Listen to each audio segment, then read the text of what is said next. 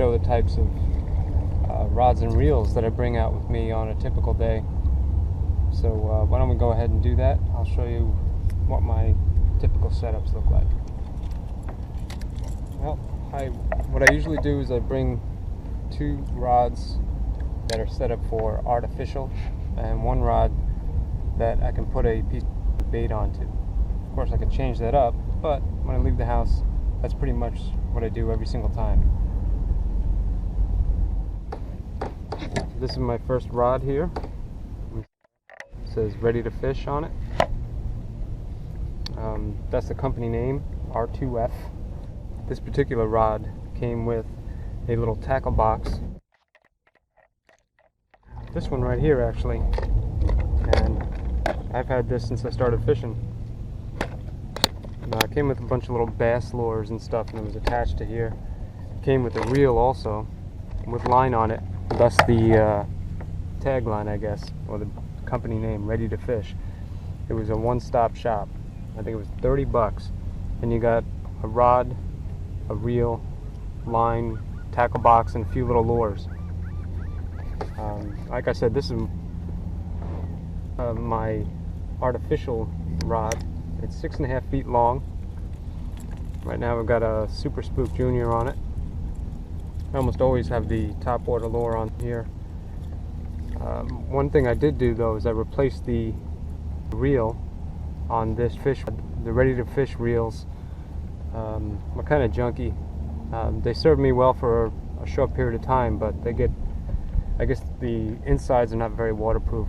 It started getting really stiff, and the action wasn't very smooth at all, and eventually it just locked up on me. And I replaced the reel with an Akuma. You see, this is the ABF 30. It is an Akuma Avenger. This also has the bait feeder option on it. So when you disengage the micro drag or the bait feeder option on here, the regular drag, which you set on front like a normal spinning reel, engages, and it gets really stiff.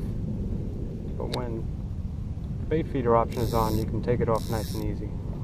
It's really nice when you have a piece of live bait out and you're not really paying attention to it, you're not holding it in your hands. So I have that option on all 3 of my rods. All 3 of them have bait feeders and Akuma 30s. Those are the best all around. They're not too big, they're not too small. As far as the size of the spool and how they work, they're about $30 and $35 a piece.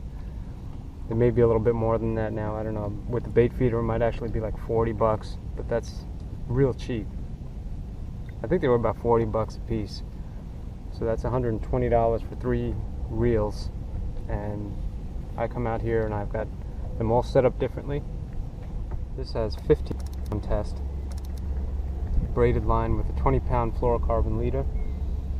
And I like the nice thin braid line here because it allows you to throw your lures really, really far. And for your artificials, you want to cover as much ground as you can. So really light line is pretty good to have in regards to that. It's the downside, of course, is that you might lose some fish because of the line breaking. But honestly, if you work your drag right, you should be able to pull in some really big fish with 15-pound test. You may want to keep an eye on it, and if it's frayed up or it looks pretty old or white as it stretches, it goes from kind of this green color to white, you might want to snip it and lose a couple feet or so, and then retie on your leader. But for artificials, throwing soft plastics and hard plastics, the 15-pound test seems to be the best for me. Again, I have the top water here, and I pretty much have that on all the time.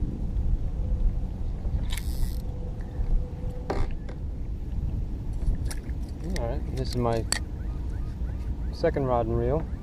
This has the spare spool on it right now, which is why it's black. Every Akuma Avenger comes with 2 spools, and I guess I got one too many wind knots and lost too much line, so I got the spare spool on this one. This is a Shakespeare ugly stick. Again, this was a combination. This particular rod, which is 6 feet long, came with a reel, Shakespeare reel, and I didn't really care for it very much. And I like the fact that I got Akumas on all 3 of them now, so that if I have spare spools with me and I lose line on any one of them, I know that my spare spool will fit on any one of the 3 reels that I have with me. So that's kind of nice. On my live bait rod, on this particular spool, I've got 20-pound braided line, and I have that tied to a Cajun Thunder style clacking bobber. This thing makes a racket out there. On the bottom of that, these are all clinch knots. I've got a length of fluorocarbon leader that's 20-pound test, and you notice there's a second inline float on this one, and that's because this line is way too long for this water right now. The water is very shallow, so if you got too much of a leader on the loose end of the bobber, your shrimp will be down in the grass, or they could be under, some cover, and the fish might not see them. By putting a secondary bobber on there, which I can adjust, the depth that the shrimp are. I'd like to have them suspended in the water, so anything swimming by will see them right away. That is my live bait setup. Let me show you the 3rd rod.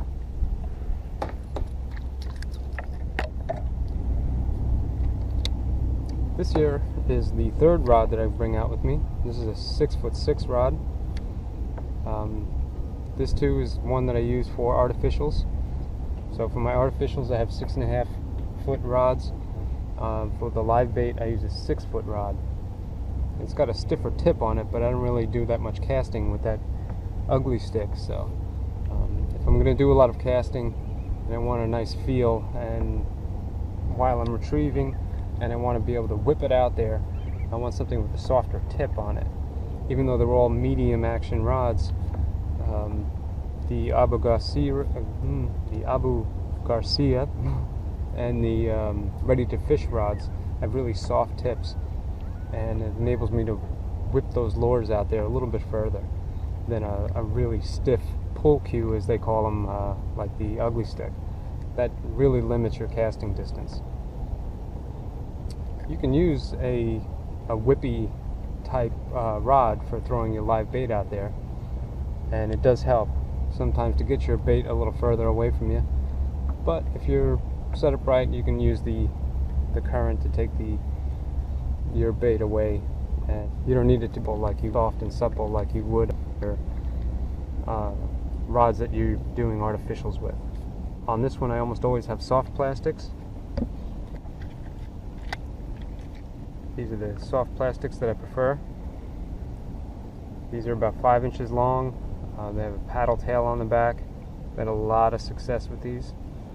And when I tie them on, I use a loop knot, which allows this greater range of motion. The same with the top water lures. You can look up Perfection Loop. A lot of people have like animated computer animations or whatever of how to tie knots. Those are the best way to do it. To show somebody, the line gets lost in the background and the lighting is usually poor. So if you want to know how to tie a loop knot or a clinch knot or uni to uni knot, look for those animated versions on how to tie those knots. Those are usually the best.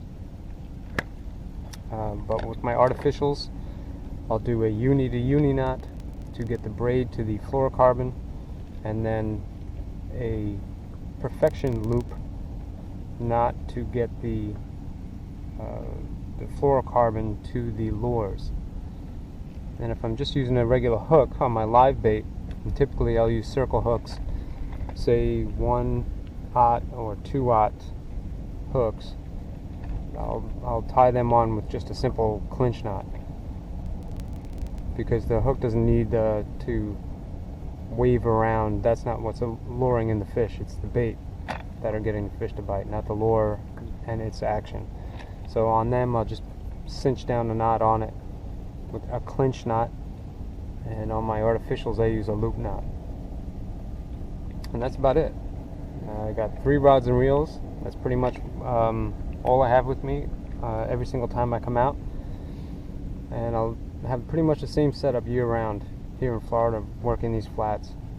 You know, if I'm going to be under the bridge going after sheepshead or something, maybe I'll bring fewer rods and have them set up differently. But if I'm out here and I'm targeting trout and redfish and snook, that's pretty much what I'm going to have every single time. 1 rod for live bait, 2 rods for artificial. And I can take one of the lures off and put a hook on it with a bobber if the artificials aren't working and I just want to sit back and relax and cover more ground, double my chances of getting something with live bait. That's about it. I got top water lure, soft plastic, live bait. Take those 3 things out with you on the flats and target the right areas. You should be successful. So for everybody that's been curious as to the rods and reels, there you go. Hope that information helped you a little bit. And in the meantime, I'm going to see if I can catch some fish.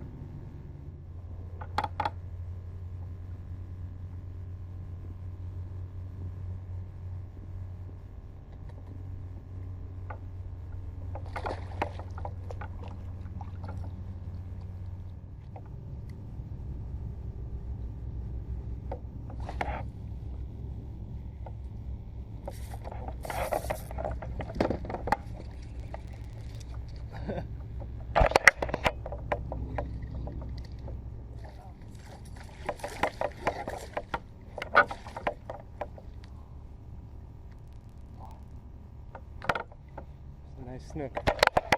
Just missed it.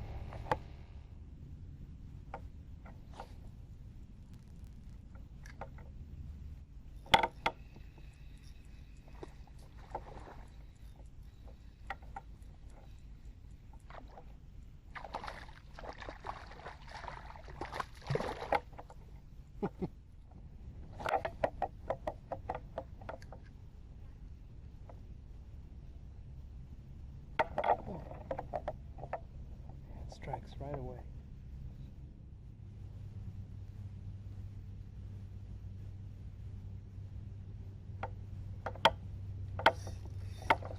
There you go.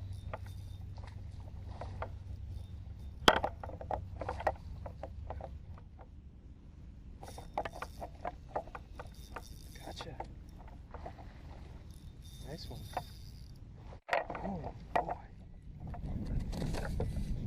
Okay, nice snook, very nice. I know the soft plastics work and the live bait works. Let's try the top water. See if that can attract any fish.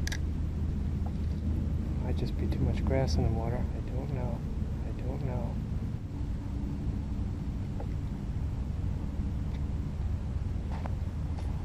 Oh, there you go.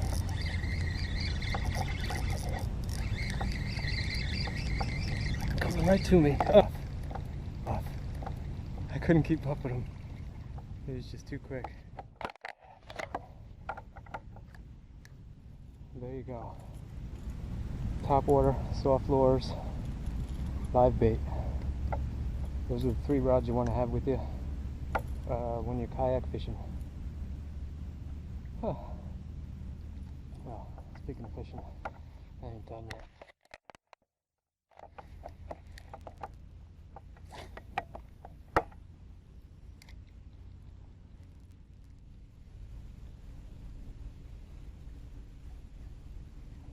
Oh. Look at that.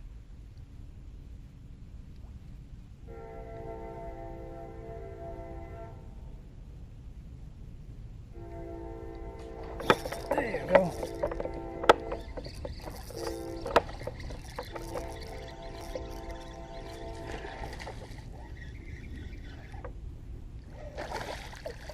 Does it get much more fun than snook on top water? I don't know.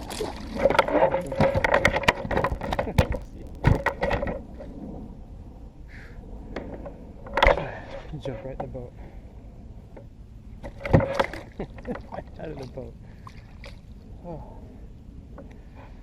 That snook are gonna give me a hard time.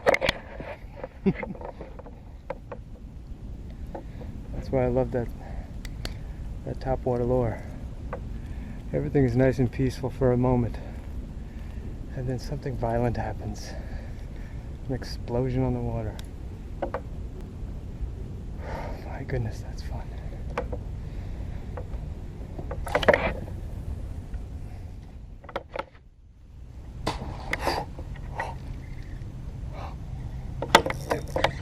Gotcha.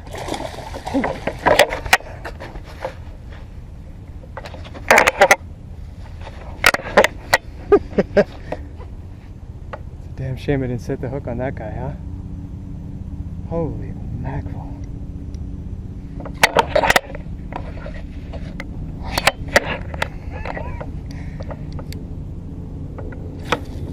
I think it's safe to say the top water works, huh?